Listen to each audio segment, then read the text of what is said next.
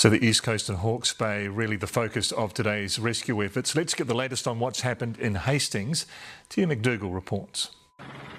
After hours spent stuck on the roof, help finally arrived. A gift from the heavens in a form of a helicopter. At huge risk, these men were whisked to safety. There was no other option. Just look at all the water. It's no surprise the same rescues were repeated hundreds of times across Hawke's Bay. Helicopter after helicopter after helicopter. And with each trip, a fresh load of heartbroken people in utter disbelief, left with nothing but the clothes on their back.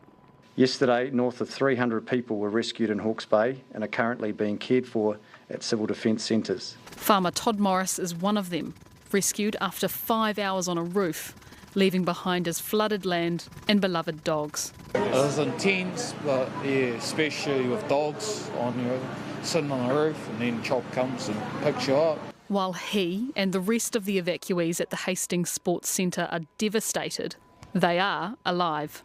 Sadly, we've lost 2 lives, both in the Hawke's Bay. This is incredibly upsetting for everyone involved, and my thoughts are with the family and friends as they face this tragic loss. From the air, it's easy to see just how deadly Gabrielle became. Home after home, completely destroyed. Only the roofs of some were visible, painting a picture of just what people like Ross Cocking went through. I managed to get out and get onto my roof and then waved a boat down and he come and got me. And he made a brave effort to share his story, but it was still too raw to live through again. I live at Pakawai, so we drove up to which is only probably 500 yards, we drove up to see the river. It was flowing really fast, and so we came back home. Then one of the neighbours had pushed bike down from down the road and said, "Oh, the river's breached further up. It's coming this way." Within 5.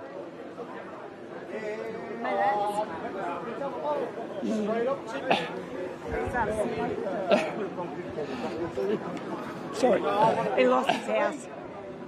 It's not just homes destroyed, livelihoods too. Entire orchards submerged in metres of water and livestock no longer in the fields they once roamed. A region still in survival mode. Tia McDougall, News Hub. Well, let's go live to our reporter Leighton Hakel, who's in Hastings. Kia ora, e hoa. Leighton, some heartbreaking stories coming out of that region. What are you seeing? Yeah, it is absolutely heartbreaking. And those pictures from inside the chopper, we were in that chopper looking over the region, and it just is hard to comprehend what this region has been through in the past 24 to 48 hours. It is incredibly, incredibly wet, and police, as you probably are aware, police have confirmed that a child was found dead in these waters in Eskdale. And they've confirmed that they are still missing people out and about in the area, and they have grave concerns for their well-being. There have been over 1,400 reports of missing people. Some of those might be duplicates, but obviously that's an alarming number, still unaccounted for. Yeah, one of the issues, I guess, is that some communities are still completely cut off. What's being done to help them out? Yeah, well, as you can see behind me, this is a road that gets you around the region, and it is completely still submerged. A lot of that water is not going away very fast, so access in and around Hawke's Bay is incredibly difficult, and Civil Defence are urging people just to stay put, stay in those evacuation centres and get off the roads, because it is hampering their efforts, their rescue efforts, and the critical emergency needs that they have going between Napier and Hastings. I understand that there is one road that may be open, but it is that people are being asked to not use it because they need that road free for emergency services. Communities are still being cut off all day. Helicopters, even just now we can see one over in the distance. Army, Air Force helicopters, and other just helicopter companies have been going out and doing what they can to collect up people and get to those isolated communities. And Leighton, have people been listening to those instructions? What have they been saying to you when you've been talking to them?